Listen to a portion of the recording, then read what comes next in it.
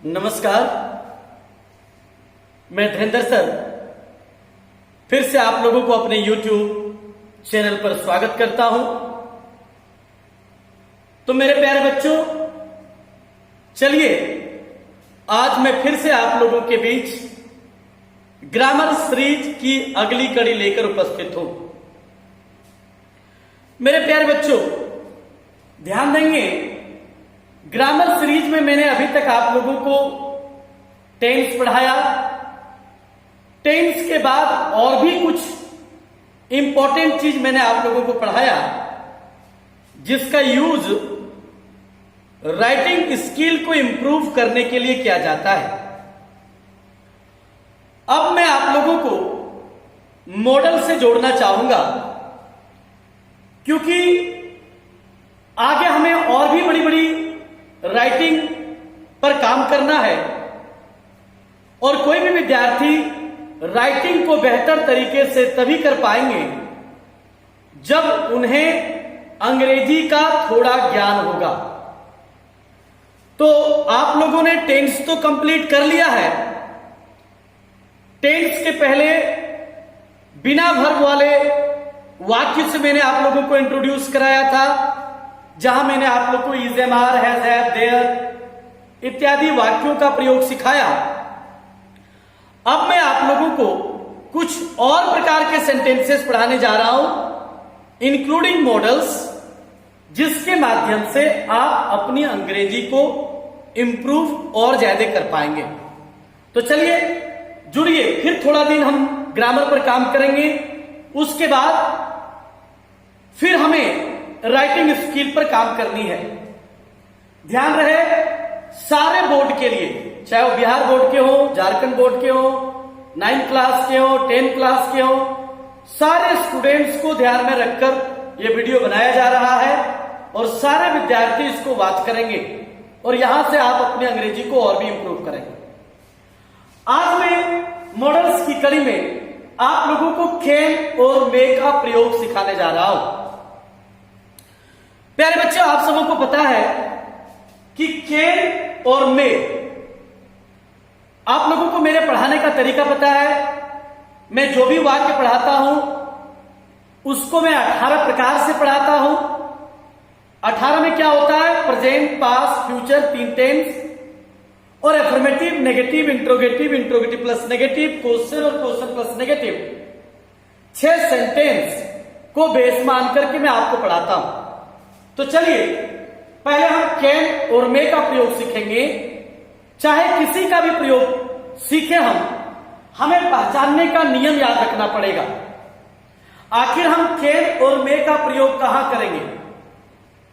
तो जिस किसी भी वाक्य के अंत में सकता है, सकते हैं, सकती है, सकता हूं इत्यादि कुछ भी रहे, तो उसमें आप कैन या मे का प्रयोग करेंगे। ध्यान रहे, जब हम मॉडल की बात करेंगे तो मॉडल हेल्पिंग वर्ब में कोई सिंगुलर और प्लूरल नहीं होता है।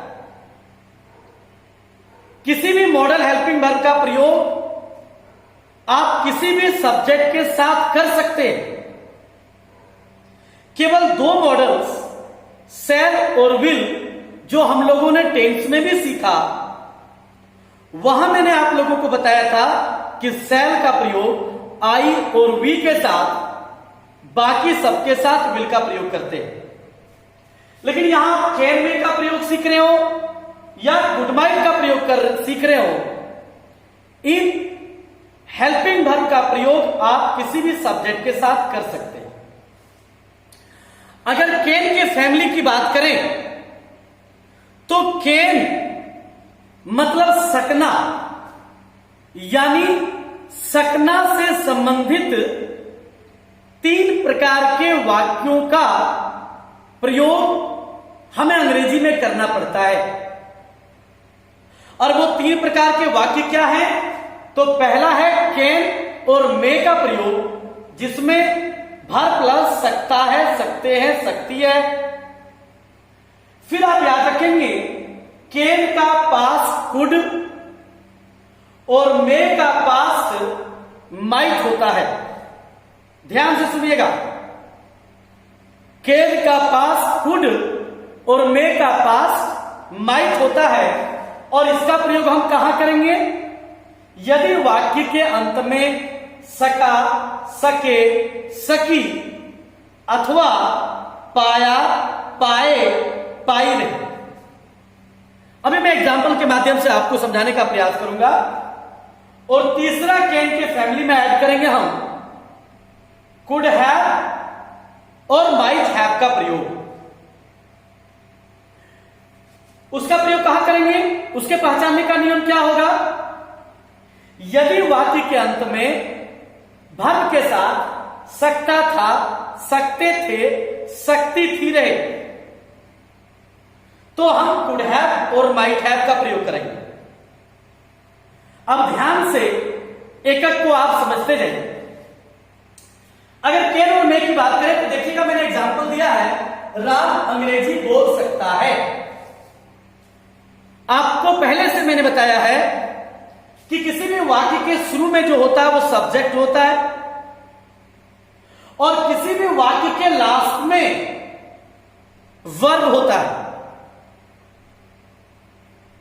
हिंदी वाक्य की विशेषता क्या है कि वाक्य के अंत में वर्ब होगा, और क्रिया को जो करेगा वो कर्ता होता है, और क्रिया का फल जिस पर पड़े उसको कर्म बोलते हैं। तो सब्जेक्ट वर्ब ऑब्जेक्ट आप पकड़ लीजिए। वाक्य के अंत में सकता है, किसी भी वाक्य का हेल्पिंग वर्ब हम वाक्य के फिनिशिंग से डिसाइड करते हैं। तो जहां भी हम देखेंगे सकता है, सकते हैं, सकती है, हम डिसाइड कर लेंगे कैन या मे। फिलहाल हम कैन की बात करेंगे। तो राम अंग्रेजी बोल सकता है, तो राम कैन स्पीक इंग्लिश। आप अगर सूत्र पर देखोगे तो राम कैन स्पीक इंग्लिश। ध्यान रहे, कैन और मे के बाद वर्ब का हमेशा पहला रूप प्रयोग होगा, यानी इसके साथ हम V1 का प्रयोग करेंगे। अब आप पहले से जानते हो कि एक का हम जब 6 बनाते हैं तो राम अंग्रेजी बोल सकता है, Ram can speak English. Ram अंग्रेजी नहीं बोल सकता है, Ram can not speak English.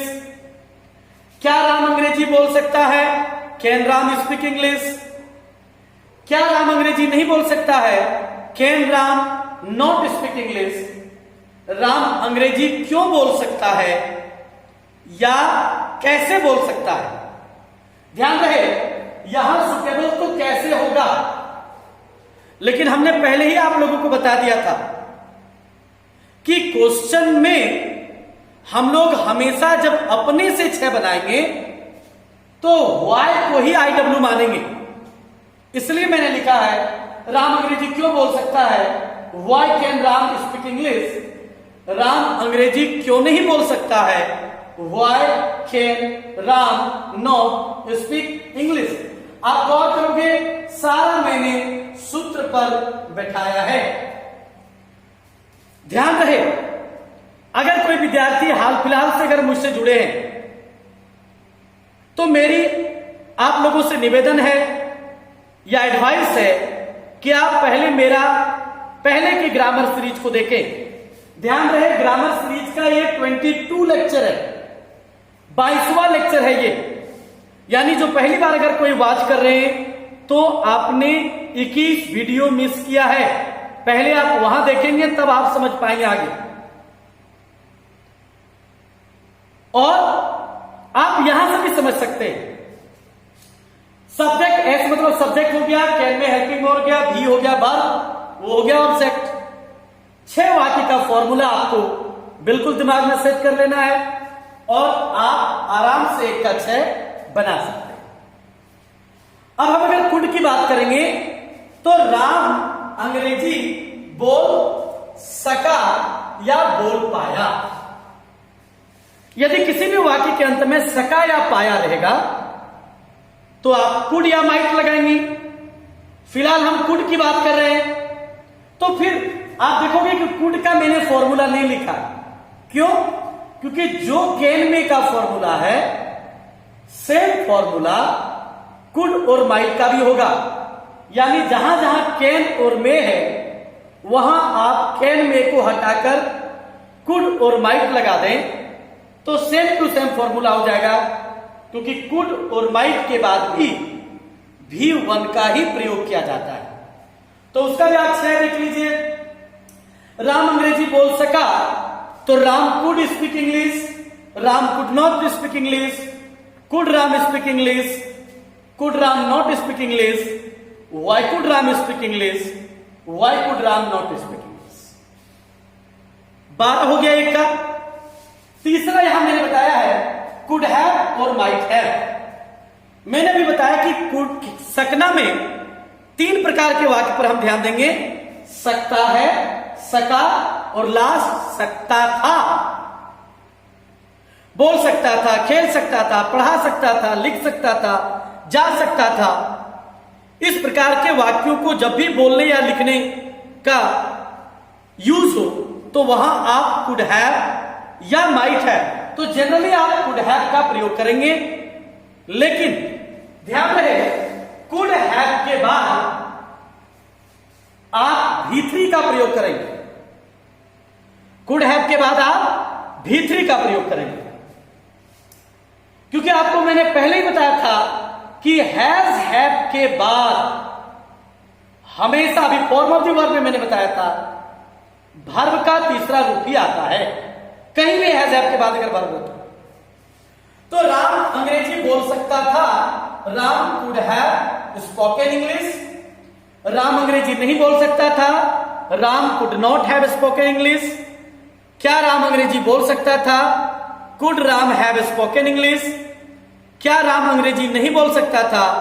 Could Ram not have spoken English. Ram अंग्रेजी क्यों बोल सकता था? Y could Ram have spoken English. Ram अंग्रेजी क्यों नहीं बोल सकता था? Y could Ram not have spoken English. मुझे लगता है एक वाक्य का 18 आप सीख चुके होंगे। अब इसी से संबंधित मैं कुछ आपको बड़े बड़े वाक्यों को सिखाता हूं, लेकिन उसके पहले आप लोगों के मन में एक सवाल आ रहा होगा कि सर कैन का प्रयोग कहां करेंगे और मे का प्रयोग कहां करेंगे। पहले हम इस दोनों के प्रयोग को समझते हैं। चलिए, मैं चाहूंगा कि एक बार आप स्क्रीनशॉट ले लीजिए। चलिए, आपने स्क्रीनशॉट ले लिया। चलिए, अब हम लोग कैन और मे के बारे में जान लेते हैं। Can say ability, power, capacity, यानी जिस वाक्य से शक्ति, सामर्थ्य तथा क्षमता का बोध हो। ध्यान रहे, ज्यादातर हम लोग कैन का ही प्रयोग करते हैं, यानी जिस काम को करने की आप में क्षमता है, आप जिस काम को करने योग्य हैं, उसमें आप कैन लगाएं। लेकिन में से permission, possibility, wish, I mean अनुमति, संभावना तथा कामना का बोध होता है। अगर आप किसी से इजाजत ले रहे हैं और वैसे वाक्य के अंत में अगर सकता है, सकते हैं, सकती है लगाए, क्या सर मैं अंदर आ सकता हूं? क्या सर मैं बाहर जा सकता हूं? क्या सर मैं आपसे एक सवाल पूछ सकता हूं? जब आप कोई अनुमति लेना चाह रहे हैं या जिस वाक्य में आप रिगार्ड देना चाह रहे हैं, ध्यान रहे, में से ज्यादा विनम्रता, पोलाइटनेस का बोध होता है। जैसे मैं इस काम को कर सकता हूं, डेफिनेटली इससे क्षमता, सामर्थ्य का बोध होता है। तो I can do this work. वह नदी में तैर सकता है, तैरना क्षमता वाली बात है, तो he can swim in the river. क्या मैं अंदर आ सकता हूं? देखिए, यहां अनुमति की बात हो रही है, आप किसी से इजाजत ले रहे हैं। और आपको याद होगा, जब भी आप क्लासरूम में या किसी भी बड़े के ऑफिस में प्रवेश करने का प्रयास करते हैं तो आप पहले पूछते हैं, मे आई कम इन सर, मे आई कम इन मैडम। यानी मे, क्योंकि आपको पता है कि कोई भी इंट्रोगेटिव वाक्य जिस वाक्य के शुरू में क्या लग जाए वो इंट्रोगेटिव वाक्य होता है। और आपको पता है कि इंट्रोगेटिव वाक्य में हेल्पिंग वर्ब वाक्य के शुरू में लगता है। तो यहां हम कैन का प्रयोग नहीं करके मे का प्रयोग करेंगे, क्योंकि अनुमति की बात हो रही है। क्या मैं थोड़ी देर के लिए आपका मोबाइल प्रयोग कर सकता हूं? यहां भी आप किसी से इजाजत ले रहे हैं। May I use your mobile for some time, थोड़ी देर के लिए, फॉर सम टाइम। आज वर्षा हो सकती है, यह संभावना की बात है। आज रिजल्ट पब्लिश हो सकता है ना? तो इस प्रकार की जो बातें जिसमें संभावना की बात हो, मैं तुमसे कल मिल सकता हूं, अगर संभावना है तो मे लगेगा। आज वर्षा हो सकती है, इट मे रेन टुडे। अब कामना, ध्यान रहे, यह कामना क्या होता है? जब आप भगवान से दुआ या बद्दुआ किसी के लिए करते हैं तो उससे कामना का बोध होता है। यानी जब आप भगवान से कोई इच्छा करते हैं, किसी के लिए अच्छा के बारे में, अच्छाई के लिए, किसी की बुराई के लिए, तुम अंधा हो जाओ, तुम लंगड़ा हो जाओ, तुम काना हो जाओ, तुम बहरा हो जाओ, यह बद्दुआ है। लेकिन आप अच्छी चीज भी कहते हैं कि आप भगवान आप पर कृपा करे, सफलता आपकी कदम चूमे,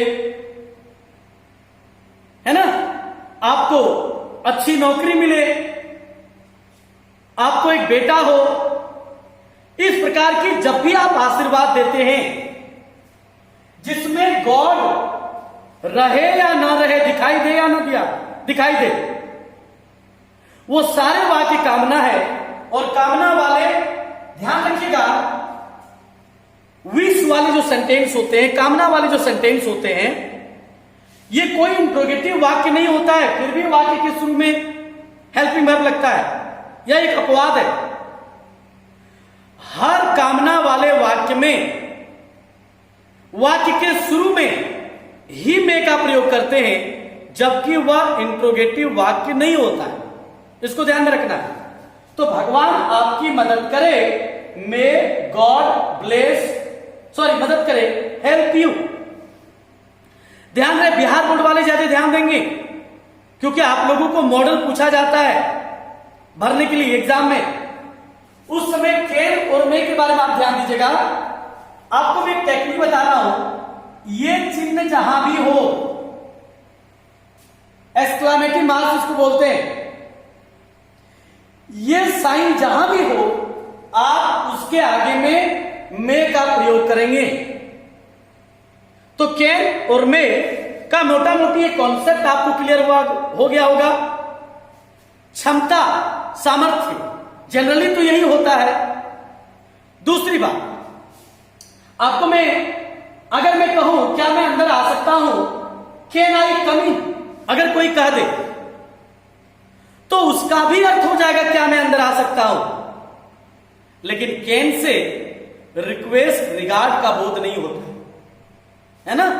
तो जब भी बड़ों से आप कोई हेल्प की उम्मीद करते हैं तो उसमें आप कैन का प्रयोग ना कर मे का प्रयोग करें। ध्यान रहे। अब कैन और मे के बारे में आपको ज्यादा टेंशन नहीं लेना है। मैं आपको एक एग्जांपल देता हूं, पहले आप इसका स्क्रीनशॉट ले लीजिए। चलिए, तो आपने देखा होगा कि किस प्रकार क्षमता, सामर्थ्य का बोध होगा तो कैन लगाएंगे, और आज्ञा, अनुमति, संभावना, कल मैं आपसे मिल सकता हूं, अगर मैं कहूं आई मे मीट यू, इसका मतलब संभावना है। अगर मैं कहूं कि आई कैन मीट यू, इसका मतलब श्योरिटी है। जैसे एक और एग्जांपल आप देखो,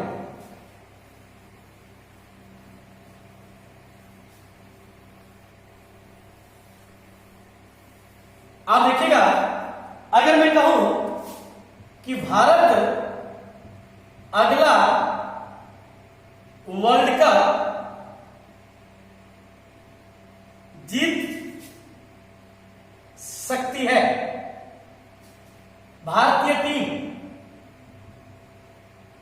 अगला वर्ल्ड कप जीत सकता है। अगर मैं इसको बनाऊं इंडियन टीम कैन या may win the next world cup. ध्यान रखें, अब अगर कोई कहता है Indian team can win the world cup, next world cup, इसका मतलब वो कह रहा है कि भारतीय टीम में इतनी क्षमता है कि वो अगला वर्ल्ड कप जीत सकता है।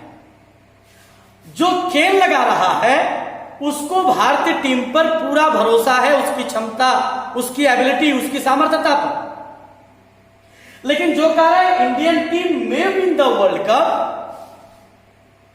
वो संभावना जता रहा है कि भारतीय टीम जीत भी सकती है और नहीं भी जीत सकती है।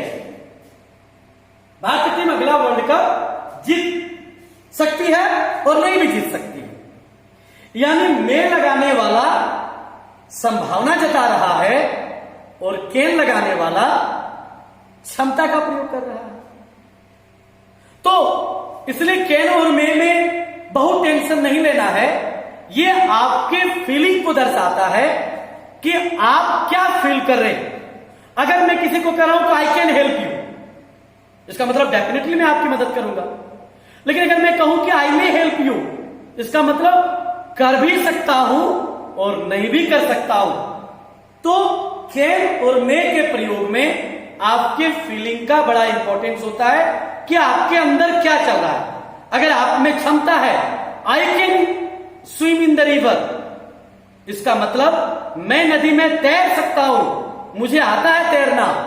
अगर मैं कहूं कि आई मे स्विम, तो इसका मतलब हम डूब भी सकते हैं, यानी तैर भी सकते हैं, नहीं भी तैर सकते। बिल्कुल समझ गए होंगे। तो केवल ध्यान रखना है, जब किसी से इजाजत लेनी हो तो आप मे का प्रयोग करें, संभावना व्यक्त करनी हो मे का प्रयोग करें, और जब भी गॉड से हम कुछ विश करेंगे, है ना, जैसे अगर कहें तुम्हें एक अच्छी नौकरी मिले। अब देखिएगा यहां गॉड नहीं है इस वाक्य में, लेकिन तुम्हें एक अच्छी नौकरी मिले अगर हम किसी को आशीर्वाद दे रहे हैं, इसका मतलब है कि ये कामना है। यानी तब may you get a good job. Clear समझ गए होंगे। तो मुझे लगता है कि कैन और मे आप समझ गए। तो इतनी बात आप जरूर समझ गए कि कैन यानी सकना से 3 प्रकार का वाक्य होता है, सकता है, सका और सकता था। कुछ और मैंने एग्जाम्पल यहां दिए हुए हैं, क्योंकि इसके बाद मैं आपको सेट दूंगा, तीनों का आपको बनाना है। ध्यान दीजिएगा, ये जो कुड और माइट है, यानी कुड का जनरली प्रयोग नेगेटिव में होता है। सका, नहीं जा सका, नहीं खेल सका, नहीं पढ़ा सका, नहीं कर सका। और इसमें ये 2 वर्ड आप याद रखिएगा, ड्यू टू और बिकॉज ऑफ, के कारण और की वजह से। जैसे वह वर्षा के कारण पढ़ने स्कूल नहीं आ सकी, तो कोई भी वाक्य में फर्स्ट एंड लास्ट हम लोग पहले बनाते हैं, वह नहीं आ सकी, शी कुड नॉट कम। गो या कम के बाद पहले स्थान देते हैं तो टू स्कूल। वर्षा के कारण, ड्यू टू रेन। बिल्कुल क्लियर हो गया होगा। मैं तुम्हारी वजह से परीक्षा में पास नहीं कर सका,